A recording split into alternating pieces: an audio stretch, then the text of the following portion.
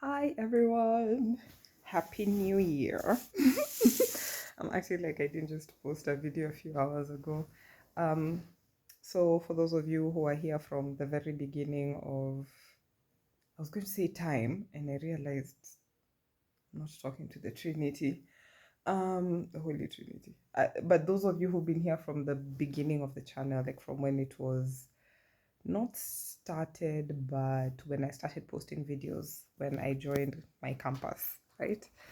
Um, those of you who've been here a while have listened to me talk about my mom, and anyone who knows me personally knows I don't just look like her or sound like her. Like I sound so much like my mother, uh, my uncle, who I'm very close to.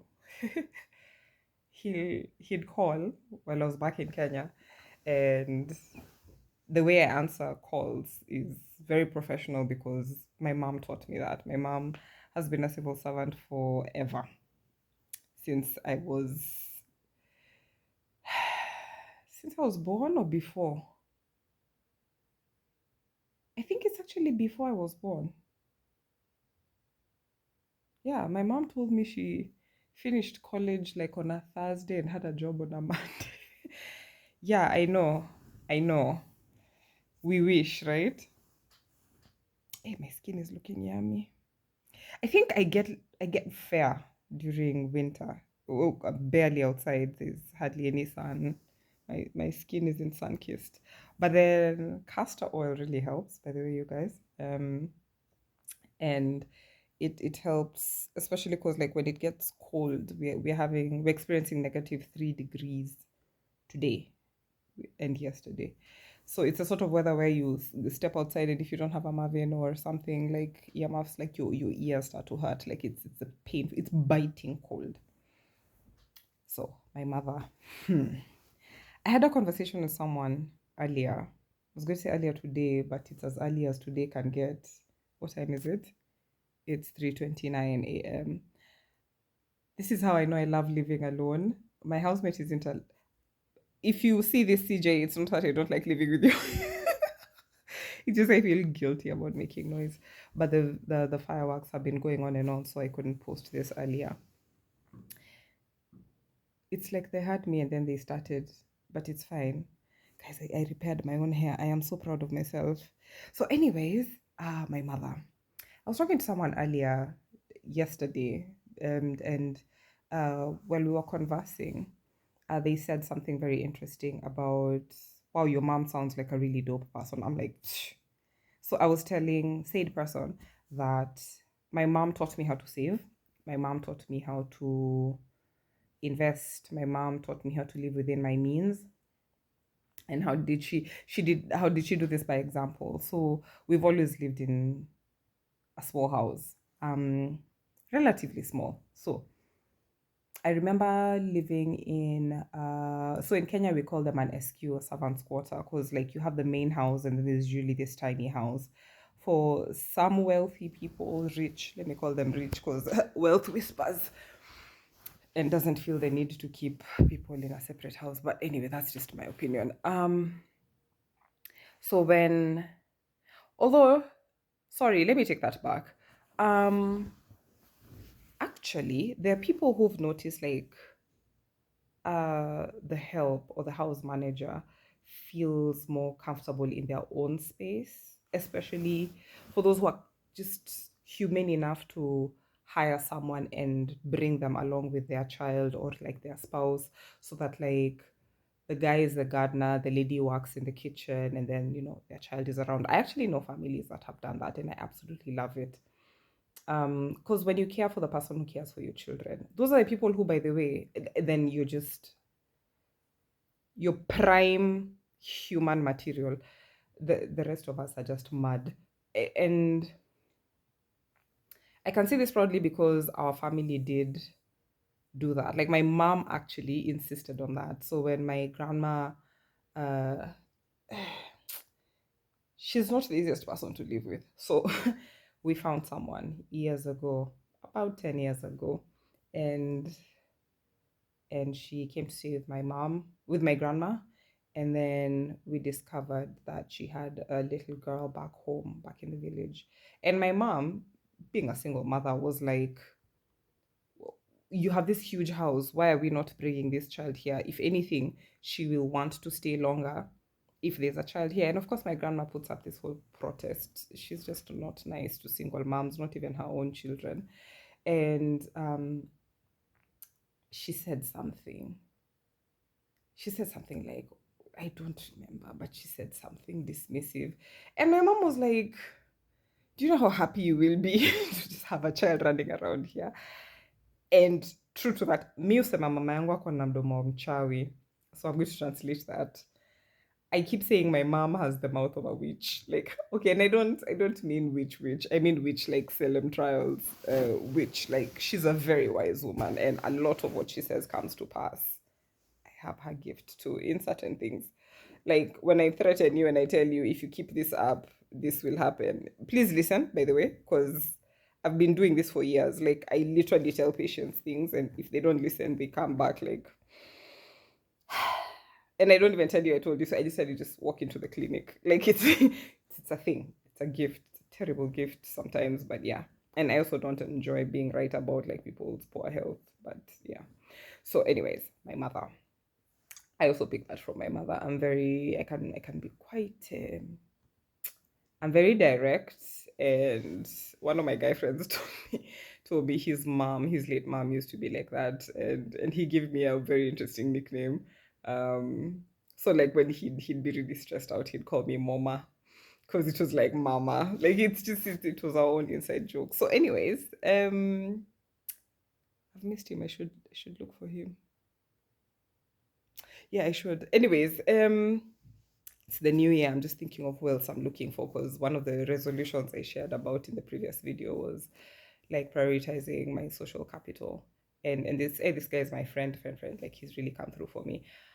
Um, my mother taught me how to save. I used to have a piggy bank that was made by my uncle. He's very, very gifted. Like he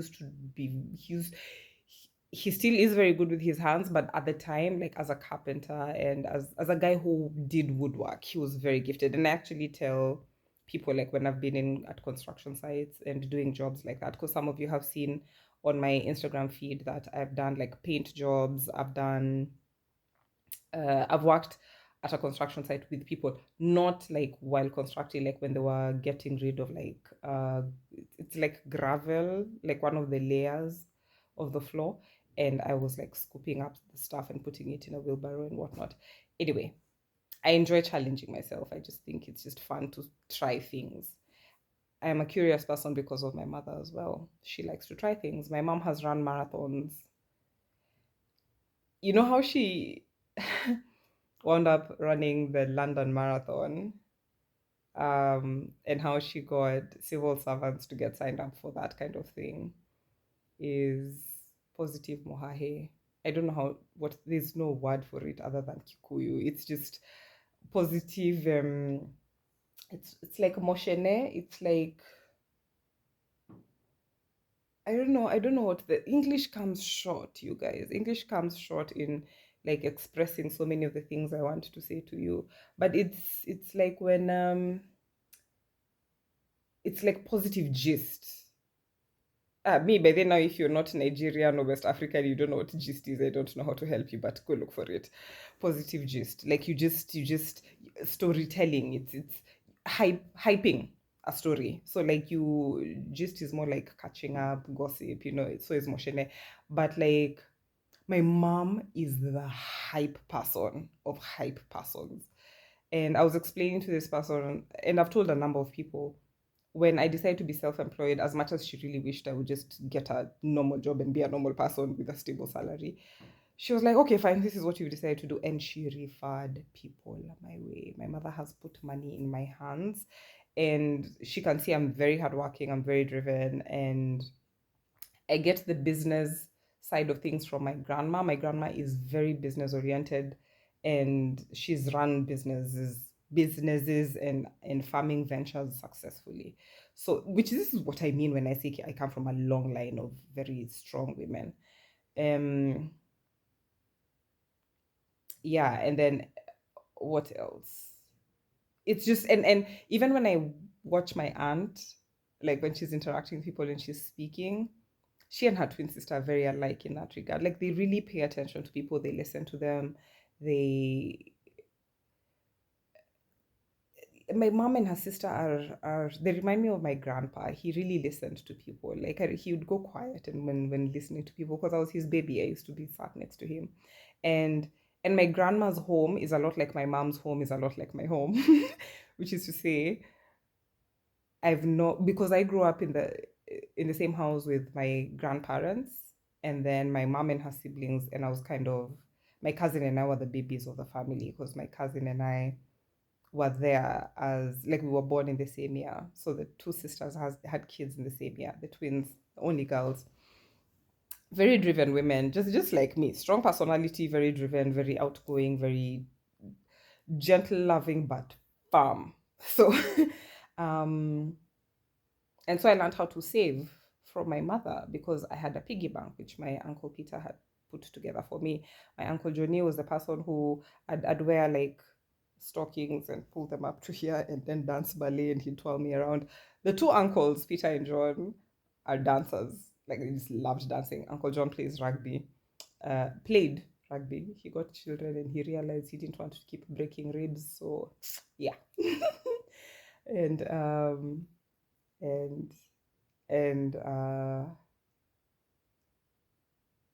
and my uncle Peter is also very good with people. Like the things that you see across the board. My uncle Moses is very like he's the demure one. He's the quiet one. As the rest of us are just noisy people. We're just noisy. He's usually the one laughing quietly when we're all being silly. But he does contribute though. Like you know those introverts who are out there and outgoing in their crowd like my BFF Lily, those people. Like every time people go like, "Oh yeah, your friend Lily is an introvert," I'm like, "No." Then I'm like, "Ah, yes, she is." It's just that I kind of don't remember she's an introvert because like she and I can go on and on and on. Me and my girlfriends, we are on calls for like 2 hours, 4 hours. 2 hours is very little.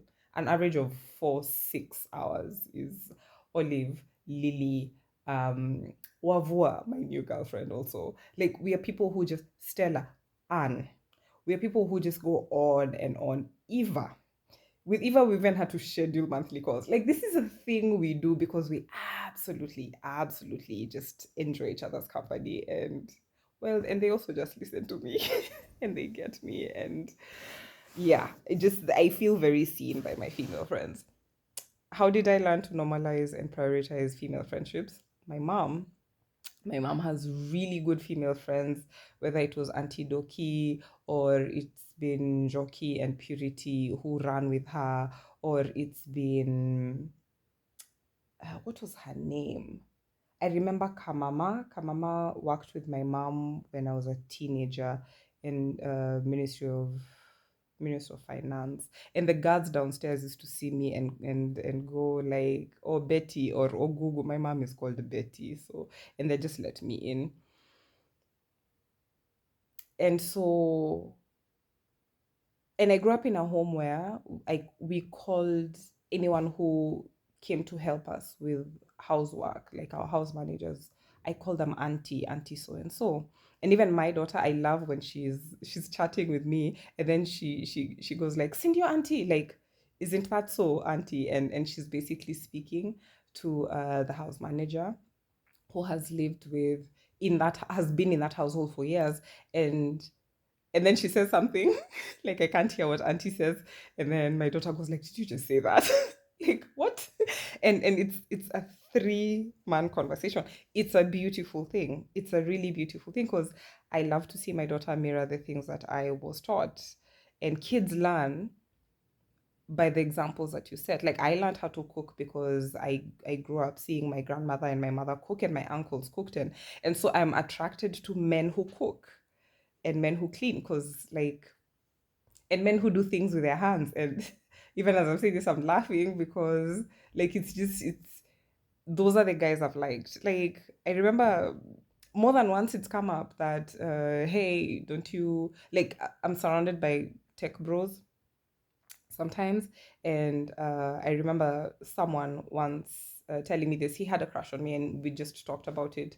And it was in my late 20s. And he was like, but don't you like this guy? And this guy was like making a lot of money and doing really well in his life and blah, blah, blah. And this other guy, not so much. And I told him, but he's a soft office boy. And without skipping a beat, like my friend knew what I was talking about. And I was even explaining this to someone else I was hanging out with this week. I was telling him, I'm not attracted to men who are not fixers. By fixers, I mean physical fixers. Like, I'm the sort of person who in campus, I used to cook with live wires. Okay, you guys, like we had this coil that had an electric part, but if that the fuse got short or whatever, we'd go to the mains, which is usually the bathroom, and turn it off, and then listen to everyone go like, "What?" And then, it's not a power blackout. Who did? We're like, "Sorry, guys." And then you run to the room, and then you connect something, or you disconnect. You've disconnected. So let me start here. So you know that we have a 3-pin plug. This is in Kenya. We were colonized by the British. So yes, in the UK as well, your gadgets have 3 pins. Here, there are 2 pins, like the one that goes into the socket. So when you have a 3-pin plug, I don't remember my physics well because I was only good at practical physics, not the quantity of heat part, like not all of it. Mm, like I was okay with explaining how a thermostat works and drawing it and everything and how the fridge works and how current travels and all that stuff. The part that I struggled with was the calculations because it reminded me of math, and I had a bad attitude towards, oh my God, my teachers used to say this. I had a bad attitude towards math. I didn't have a bad attitude. The teachers were not very nice, so I didn't do well in math. When I had nice math teachers, I would ace math classes. ADHD issues. So, um, so the 3-pin thing, so you chuck the fuse and then you see where the thing was burnt, and then you knew where the live wire was. There was a red one, a yellow one, and a brown one. I think the brown was the earthing. The yellow one was the yellow and green stripes, and then there was the red one. So you know you'd, because now the lights are off, so you make a hook like that, and then like a hook like that, and then you get the wires out of the wall. Even as I'm saying this, I can imagine my mother's face would have turned white if I told her this. I did tell her this a long time after I graduated, like many months later. Like I was just chatting, and she's like, "What? I sent you there to get an education." I'm like, "Yeah, I got a full education, and praise the Lord, I didn't die." So then you hook the other one. So you hook them both, and then so basically what happens is that you have 2 hooks, and then so you hook one to the other. So while you're touching the wires in the wall, of course you have to turn off the mains, and that's what I did. So you think I have a sense of adventure. There are things I can't even admit here on the internet, so she doesn't get into trouble that my mother has done in her youth. And she tells this story. I have watched my mother skin a goat. And I looked at her and I was like, do I even know you? Because she was vegan at the time. But she's a sort of vegan who's like, I'm vegan. I'm cooking for Maasai girls. They're pastoralists. Their staple is basically meat. Like, it's Christmas. That's what we used to do over Christmas at the school where we volunteered. So she was basically mom.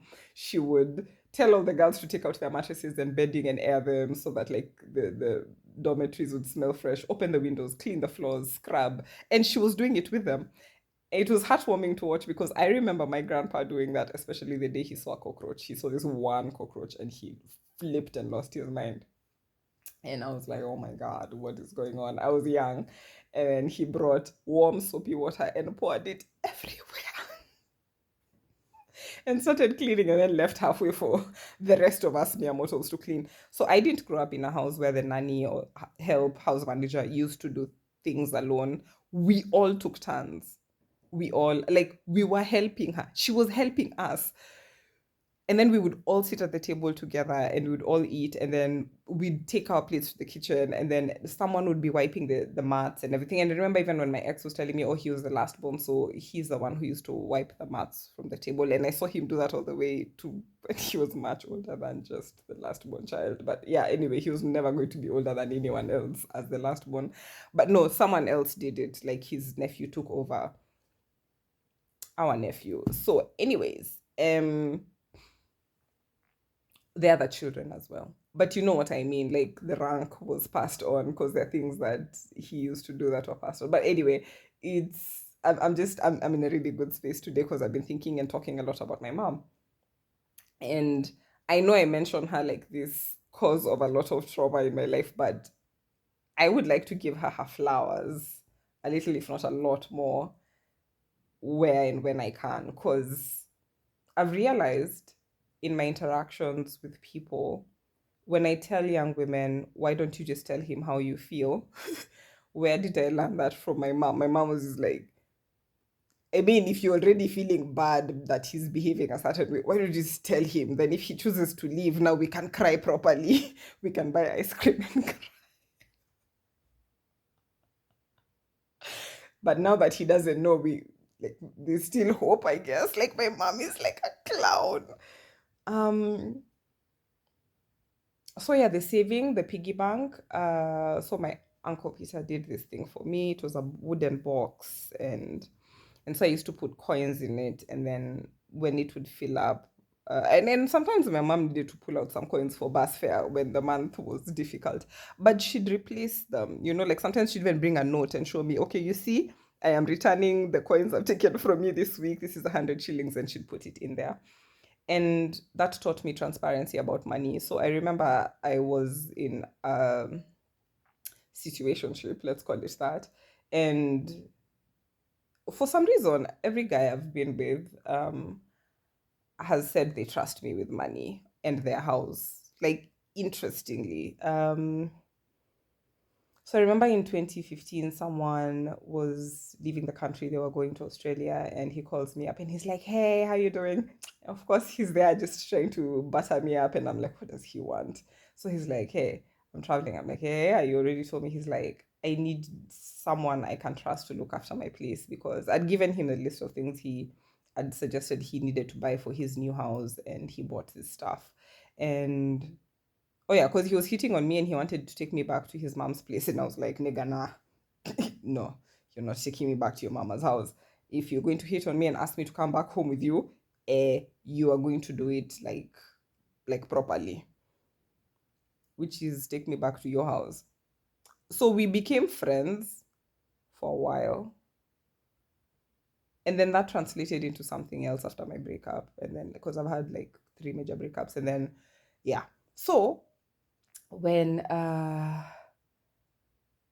so that happened, and then I go to his place, and then he shows me this envelope that has money, and I still remember how much money was in there, which at the time was quite a bit of money. It was like almost half my rent.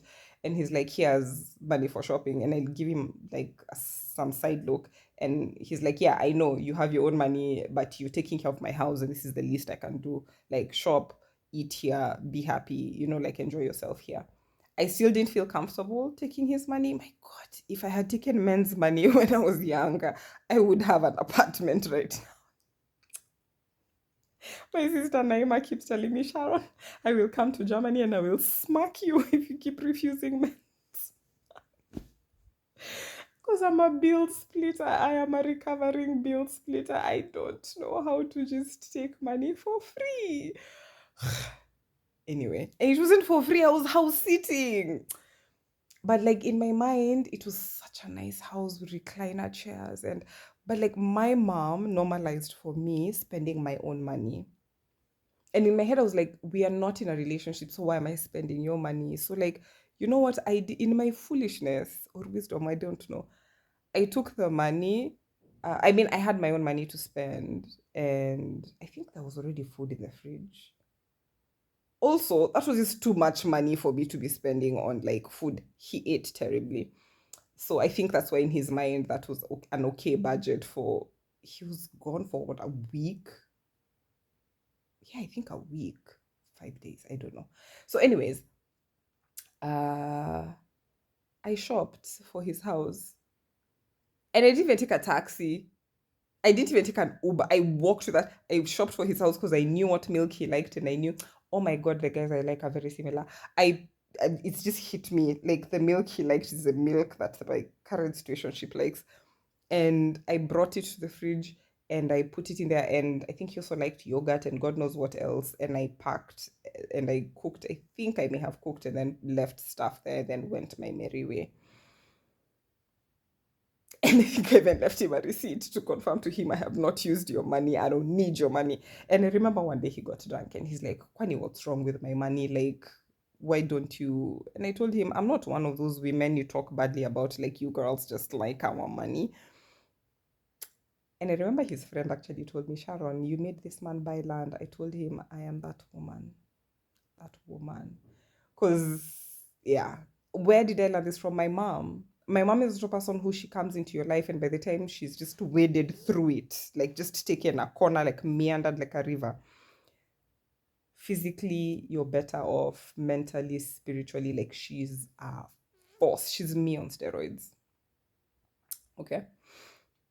So I learned how to save from my mom. I learned how to do business from my mom. I learned how to, like, I remember there's this guy, he was ex-military when I met him, and he sat me in his office, and he was so serious. Even the way I dressed that day, with the way I ironed, because my mom had told me this guy is sharp and he's very strict. And so I showed up at his office and I went for this meeting. He was my nutrition client, and I walk in, and then he says, so your mom insists that you're brilliant, and I won't go easy on you. Like, he says something of the sort. So he starts quizzing me.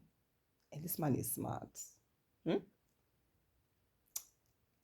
By the time I was done with that session, I was leaning back in the chair. He was leaning back in his chair. And as I'm getting to my mom's office, which was downstairs, no, the senior officials were upstairs. So he was somewhere upstairs. Anyway, as I get to my mom's office, yes, and I think ours was downstairs, a text comes in on her phone, and then she shows me, and the message reads, your daughter is very impressive. Yeah, that's my mom. When COVID hit and I struggled to make the transition to seeing my clients online because they were so used to this face to face, because I am awesome in person. Also, I didn't make the transition. I just didn't know how to do this, because a big part of the model, the thing I did was to meet people face to face and to engage with them.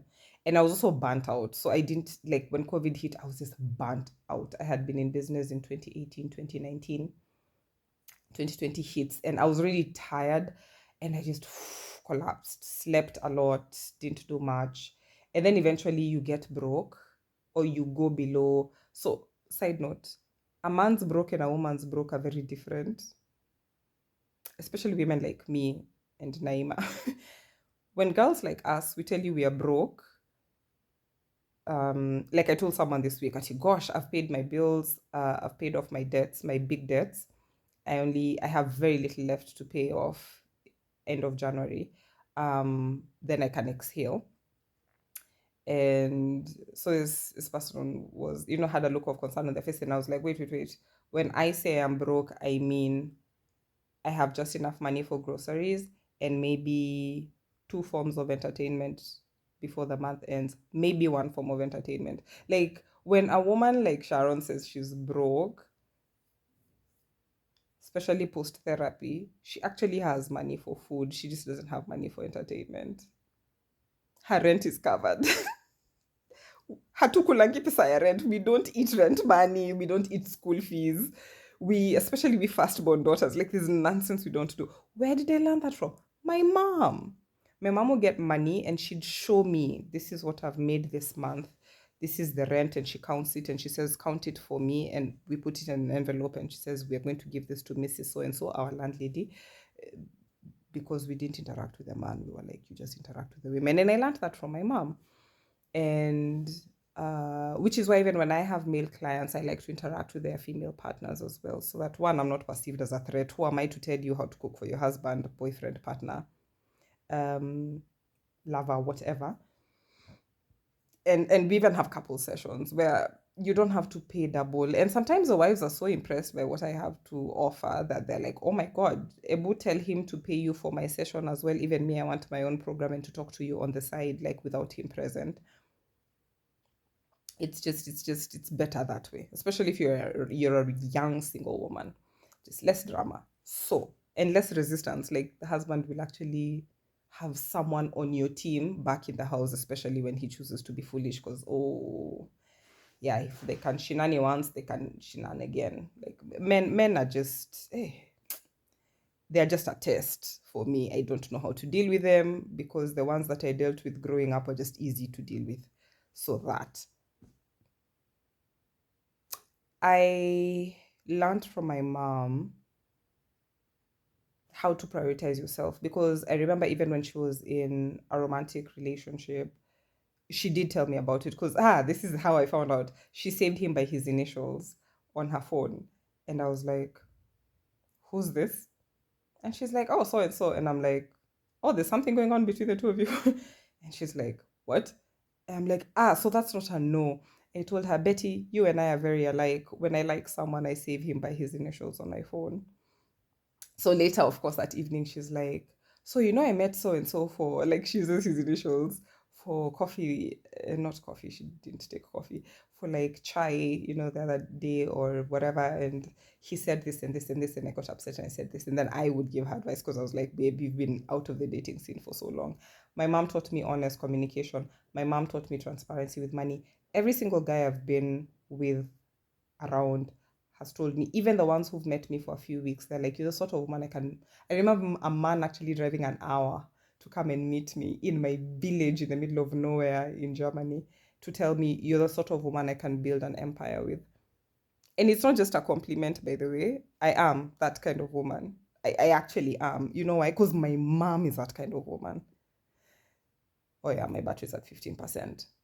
I learned from my mom how to cook, how to care genuinely for people. My mom and I, when we visit a bereaved family, we play tag team. So she has so many children. They usually are racing to drive her there. So it's a church thing. We go to church, for instance, and then we learn that so and so has lost a parent, or so and so has lost a loved one, and they're going through a tough time. They didn't come to church today. So my mom starts mobilizing. So and so, you're going to go first, ladies. This is what we're going to do. So and so, this is what you're going to do. Okay, let's get moving, and also let us pray. That's my mother. And then, of course, after that, someone will be like, mom, I'm driving you there. And she's like, thank you. Like, no, I was the one driving, mom. Like, no, it's okay. Let me go with you. You're the one who will drive me back because I know you live near where I stay. I have watched my mom do this. My mom could be a cult leader. Hmm? My mom hosts people in her house. I was constantly cooking for her, with her. I'd cook her food early in the morning so she'd take it to the office. And I remember she literally told people, including someone she had dated, um, I have a wife at home. So what are you offering me? Like, what are you bringing to the table? And like, she manages my finances, and I actually do manage my mom's finances. I'm a bit better with money than she is. Like, she's more of a spendthrift. I'm more miserly. In fact, the word is miserly. I was. Now, I was very, very frugal, and we balanced each other out in that she knew how to have fun with money while saving it. I was better at saving it when we needed to tie up loose ends. And especially when she eventually bought a car, and she was buying land and stuff like that because she was done paying my school fees. My mom normalized for me success coming later, financial success or financial stability coming later in life after you're done paying for a child's education, which is why I am confident that when my daughter is done with campus, because she's already looking for opportunities and she's already working, like doing side gigs, cleaning jobs, etc. Like I am doing cleaning jobs. Where did she learn that from me? And by the way, she had an incredible mom as well. She's told me about her late mother, and so I've learned that the foundation was already set, like, and the walls were built. I'm just basically, fixing up a few things here in the roof. Like, the raising of children takes a village, and if you have a woman who's laid a proper foundation, man, it's pretty epic. um all my girlfriends call my mother mom. we used to hang out at her house, sometimes just us, and sometimes when she was around, and sometimes she'd be around when they were arriving. Then she'd be like, see you guys, I'm going for a run, I know you girls need to talk and gossip in my absence. My mom introduced me to female friends, and she said one day you're going to get to an age, before I was a teenager, where you don't want to talk to mom as easily and as openly about some of the stuff you're going through, whether it's boys or money or whatever, like your interests, the things you want to do with your life. Because I had like 6 million career options. I even wanted to be a model. And my mom was like, yeah, sure. And she said, it's okay to want all of it. My mom normalized that for me. That's why I am so arrogantly confident that I can do the things I set my mind to. So I was talking to someone, and not just someone, but I've been talking to people lately, and they're like, how come you're like this? I tell them it's my mother. And then when I start to describe some of the things I learned from my mom, so many of them literally go like, oh my God, if I had a mom like yours, I'd be really far. But you know what? It's okay. The paths I've taken to get to where I am. And it's really tough, yeah? Because at times I also tell people, oh my God, if I had a mother like you, I would be very far. And that's not to say my mom isn't awesome. It's to say she's human. It's to say she's human because, and I am human. I've told you guys there's a time I got upset with my daughter over something, and then I realized I had miscommunicated, and I had to go back. I had to walk back and talk to her and tell her, how are you feeling? And she says she told me she was feeling hurt that she'd let me down, and I told her this is on my fault, and I am sorry that I made you feel that way because I communicated poorly, and and I owned it. I literally indicated, I gave you this task to do, and then I added, and then I walked back on it. And so you've not had clear communication on what you need to do. And then when the thing that I wanted done, the deadline had come for me in my head, I got upset with you for the thing that I had done wrong, which was failure to communicate clear instructions from A to B to C to D.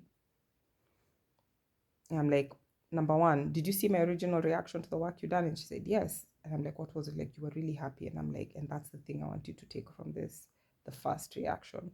I don't want you to be the sort of person who, when you have 1,000 likes and one dislike, you focusing on the down, thumbs down, sad face. You focus on the people who are focus on the overwhelming proof that you're incredibly good at what you're doing and that you've done an incredibly good job. Which is how I know I have changed as a person. You see, like how my website is not even complete. And I'm just here at peace shooting videos about life, my mother, and watching The Rookie on Disney Plus. This was not me. I was a perfectionist and I was tired all the time. And it's my mom who called my attention to it. She told me, Sharon, you don't know how to sit still. I would wake up in the morning to do something sometimes and I was stressed out, and she'd wake up like, what are you doing? I would tell her, oh, I just want to send one more email about, and she's like, go to bed. I'm like, okay, let me send it. And she'd sit there, or she'd go to the loo and she's like, when I'm done keying, I'm coming back to collect you. And she'd go to the loo and I'd finish, like that would give me a thing to race towards. And I'm like, I've sent the email. And she's like, good, can you go back to bed? And she'd go and like animatedly tuck me in and say, you're not leaving this bed unless you go, you need to pee. And there's a joke I would make, like when she'd go like, she needs to pee and the bed is warm. I'd go like, here's my hand. You can pee over here. She'd slap my hand away. And because we shared a bed. By the way, my mom and I shared a bed for the longest time. All the way to when I moved out to my place, and then when I'd come back, I'd sleep in her bed. I've never seen my mom bring a man home. My mom has never brought a man home. Like even when it was over there, drop her off. And I've known her, she's dated one person when I was 12, and then later in my 30s. Yeah. And I met him and his kids. And even when it didn't work out, she was like, I hope you don't feel like you can't talk to him. Like, I've seen my mom as an honorable person. Like, okay, let me take that back. It sounds like I am playing moral police. The reason why I have had so much guilt about engaging casually with guys has been primarily because I didn't see my mom do that. I don't know if she did, but I didn't see it. And I feel confident she didn't because my mom was always home. I'd call her even on video calls and she was just always home. And I mean, our neighbors were very few and they had kids, and the kids would come and stay at our place, hang out at our place. And my mom would give them tasks like slicing tomatoes and onions using very blunt knives so that they wouldn't harm themselves. But like, and arranging fruit and things on a plate. And just our house was a playground for children. So when people ask me, how is it that you like guys who have kids? I'm like, my my mother's house has always been a home where children played and were invited to hang out, and and my grandma's place as well. So my mom is awesome, you guys. I was thinking about it today, like why it's in my mind, like traveling is a thing I do with my girlfriends. My mom has traveled because of her work, and my mom has also traveled for pleasure. Like she loves running, and so she runs marathons. And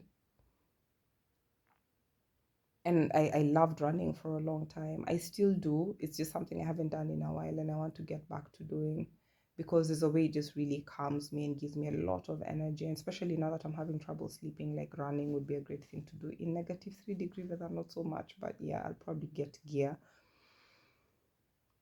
My mom runs faster than me.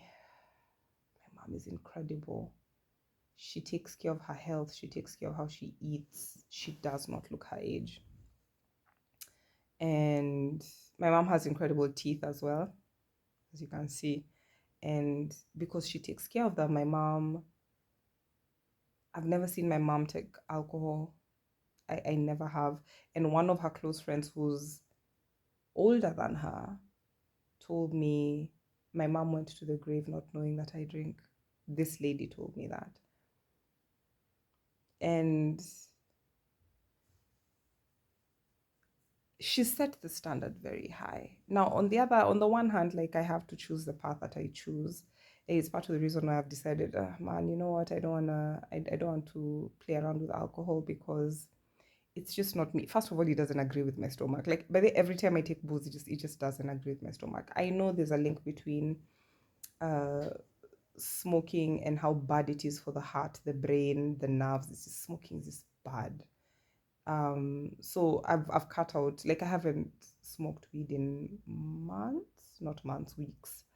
And I'm just being completely honest with you guys because I don't like to paint myself as perfect or having figured it out. And thankfully my adult child is 24, so I can be honest with her about these things, including how I also had a conversation with her, like, don't live with a man who's not your husband. It becomes very easy to do a second and third and fourth time. And my mom always used to say, don't do married things in a relationship. And everyone I've seen do that has gotten hurt. And my mom wouldn't judge. My mom, like me, has helped many women leave. For me, it's not many, but for my mom, it's many women leave abusive relationships. And and and and she's helped so many people that I didn't know about, and they came to me and told me, you know what, when I was going through ABC, it's your mom who helped get me out, or my wife and I were going through stuff. Your mom really came through for us. She literally used to come to our home and talk to us. And married people ask my mom for advice. She's pretty awesome. She has a lot of great advice to give. She's tough because life has toughened her. She used to take me to the Stanley, and 680 I went myself. I had a tradition in campus of when I'd get a new book, and my ex used to get me a book for my birthday and a bunch of other stuff. And still love Chimamanda, and he got me all the Chimamanda books. He didn't get me the last one. We were not together when I got this one, but I still haven't replaced them because I really want to get back the original ones, which are with his sister, because I don't know, those were gifts that he bought me at a time when things were really, really good between us. and one of them, Americana, Chimamanda herself signed. And you just want to keep the books you got from your first love, I guess. Either way, I learned how to read and loved reading because of my mom and my grandpa. My mom has a huge TV in her house. It's mostly off. We spent Saturday nights watching National Geographics and David Attenborough and just, like the nature channel and stuff like that. Some spiritual stuff, yes, especially on Friday night when welcoming the Sabbath. My mom took me to the standee and she told me, Shan, I want to take you to nice places so that when a man does this for you, it will not shake you, like it won't be a big deal. My mom, hmm, uh, knew I really liked the band Freshly Ground. And when they came to Kenya and they performed at the Masai Mara during the Masai Mara Marathon, a couple of years, very many years ago, I was in my early 20s. I was 25, 26. She flew me to the Mara and took a vehicle. Like she wanted me to experience flying for the first time. I'd landed my first job and she was really, really proud of me and she flew me to the Masai Mara. So it's not a man who took me to the Mara. And the second time I went to the Mara was because of a girlfriend. A girlfriend who is a friend's friend. And for me, like traveling is a thing I do with girlfriends. I went to the coast of Kenya in 2014 for the first time with girlfriends, and then 2015. And from that time, I said, this is a thing I'll do every year. In 2016 again. So during my annual leave, I would go with a bunch of girls. And to me, again, just traveling is a thing I've always done with girlfriends. And I miss doing that. I really, really do. And this year, we have plans with some of my girlfriends to travel together or to meet at certain places together. My dear friend Koki, who my mom knows, and Shiko, the three of us used to have monthly sleepovers. And my mom would call just because my mom and I would talk like every day. And I miss that. And I remember this one time she asked, you ladies are all single. 10 years later, you're friends, which is good, but you're all single. Why? Are you getting in each other's way? But like I think I even remember Koki going like, but Betty, you're also single. We love it for you and we love it for ourselves. And she said, no, no, no, sometimes it gets lonely. You see, you girls don't have babies. No one wants a baby amongst you. Like, my mom is this awesome person that my friends can talk to even when I'm not there. My mom's house has hosted very many people. My last situationship was also like that. He was always hosting people. People need a place to stay for whatever reason because their abroad life is tough.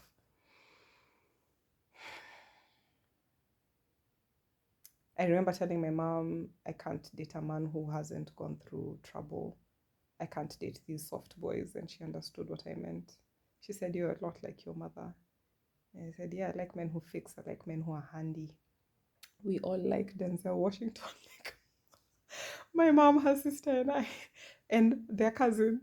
Like, we are all like, look, like my aunt literally said this in her husband's presence. She's like, and he's like, I understand. Yeah, I miss my mom. We've been no contact for a while, or I have been no contact with her for a while because it's I just needed to deal with some stuff. And when your friend loses her mom, it really causes you to pause, think about your mom. And so if you guys think I'm awesome, wait till you see my mom. She's incredible and she's beautiful. She's incredible. Like, there are guys my age who've seen my mom. I was telling this to someone. Like, there are guys who've hit on me and hit on my mom. And he was like, what? And I'm like, look, You have not seen my mother. She's incredibly beautiful. She doesn't look her age. And he's like, yeah, but that's kind of wild. I'm like, yeah, not every man you know has a code. He's like, yeah, hey, that's crossing a line.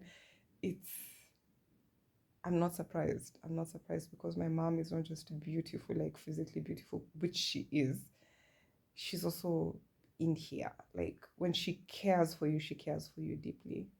Now she does overcommit to good causes, but wouldn't you rather a person who overcommits to good causes than one who doesn't commit to anything at all? Or who only has the capacity to love a child they birthed? Because, like, my mom keeps telling me and reminds me in the presence of people, you're just Zephra. She gets that from the Ten Commandments, the movie. Like, you're just the first wife. You're the first child, the firstborn. The other daughters and sons are here. So there are very many people who call my mother mom, people in their 40s. My mom is in her late 50s now. By late 50s, I mean 57 in January. Oh gosh, we're in January. In 30 days. I've been thinking of like the perfect gift to send her because I really do want to send her something. And I think I have a clue. Because I know my mom. Don't know if she's bought anything. She likes gadgets. She likes kitchen gadgets. So do I. She got me a hand blender, a beautiful factory assembled hand blender from Australia when she went for the Olympics, where she cooked for rugby players and made so much money. She was telling me how much money she'd made. I'm like, what? She's like, yeah, the amount of money I have made is pretty much like my mom is a hustler, like, and she has a good time while at it. My mom is a sex educator, which is why I talk to people very openly about sex. Like she actually warns them, and she's my mom is absolutely shameless, just like me. Like she, no, I am more shameless because our generation is different. But my mom literally says things.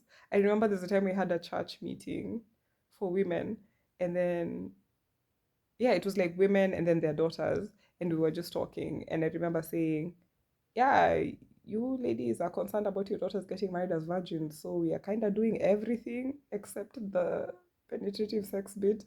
And they were like, oh, and I'm like, look, I think instead of forcing your daughters to remain pure for the men, like teach them how they're doing it to honor God or to respect themselves or to keep themselves safe. Like, turn the focus from the keep the hymen intact. And like, even when my mom, I think, wanted to say something and then she said the word vagina, and people were shook. Conservative Christian women make us happy. Like my mom looks at me and she goes like, Sharon, did I say something wrong? I'm like, I think you said vagina. And then all of them are like, oh my God. And then we were just sat there talking about like interesting things, including but not limited to how the place where pee comes from and where period blood comes from is different. And yeah, it's my mom has made my life interesting and beautiful. I was telling my daughter today that it's my mom and I who were dancing at an office party and teaching her bosses how to shuffle.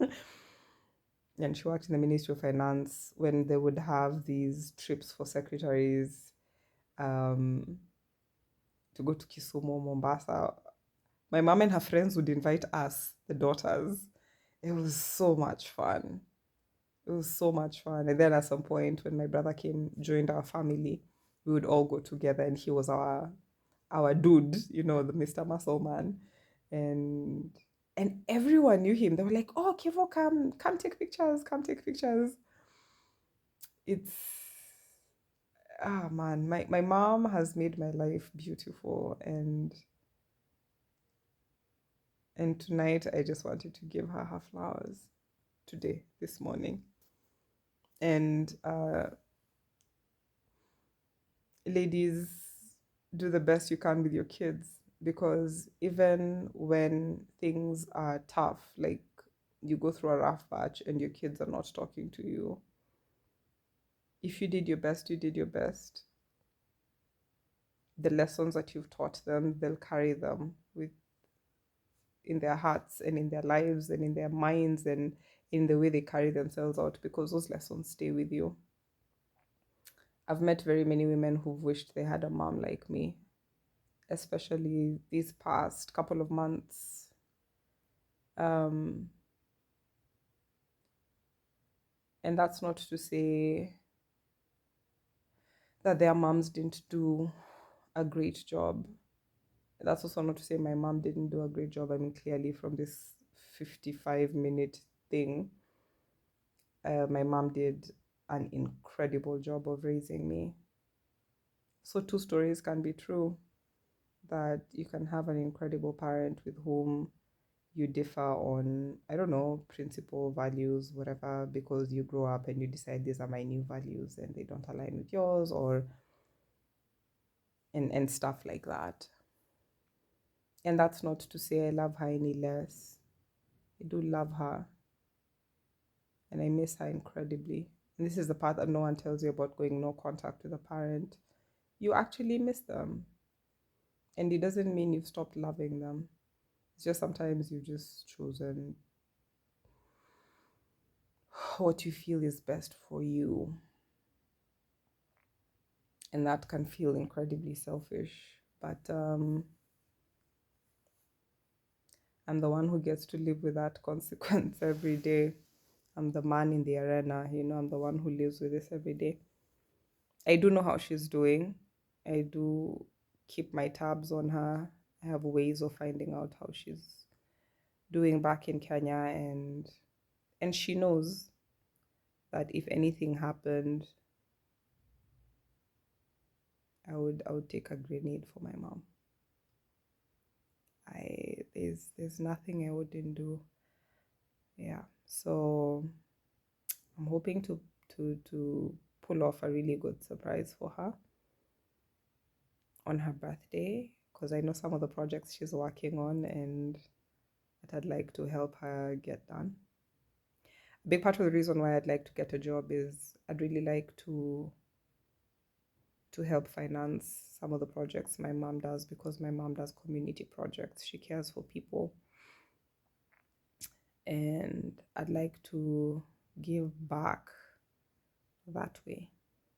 Yeah. This was a heavy one, you guys. The tears didn't fall, but they're going to fall tonight or this morning. And that's fine. I don't feel like ugly crying on the internet. There's a friend of mine who told me, I saw a video of yours and you look like you'd been crying. And I'm like, girl, I've been crying a lot this year. And I'm actually okay with it, because another thing I learned from my mom, just cry. If it comes to it, just shed those tears, just cry. Yeah. So to all the awesome moms out there, we love you, we appreciate you, we see you. Just do your best is all we ask. Yeah. No one gets it perfect because we're not in a perfect world. But I love my mother. And I am so glad she's the mom I got. Yeah. Stay happy and healthy, and Happy New Year.